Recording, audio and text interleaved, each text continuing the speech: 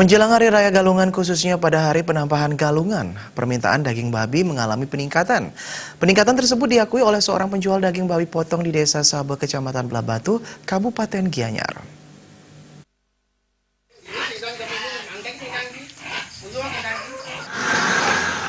Peningkatan permintaan daging babi paling drastis dirasakan sehari sebelum galungan, yakni pada hari penampahan galungan. Salah seorang penjual daging babi mengakui pada saat hari penampahan galungan, permintaan daging babi meningkat drastis, mencapai 30 ekor babi. Usai dipotong, pembeli langsung datang ke tempat pemotongan babi.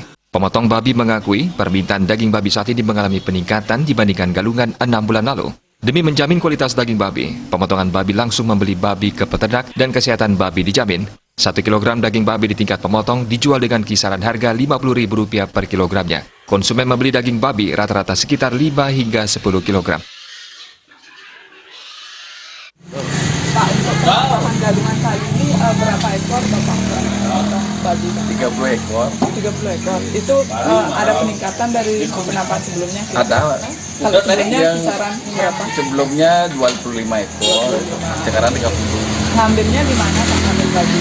Daerah Tegaralan, daerah Babiu, Desa Sabor. Apa pasarannya Pak? Kalau Kalau daging itu merah itu 50. Ya. Sama bercampur. Ya sama bercampur itu. beda-beda Ya, berarti ya? sekarang menurun. Yang dulu kan 60, sekarang menurun. Karena baunya menurun. Oh, karena harga di tingkat peternak turun mungkin Ya. karena itu ya. Ya. Pak? Mau ke pasar-pasar juga? Enggak, saya di sini aja. Rumah aja udah Di rumah saya udah habis. Enggak ada pengaruhnya.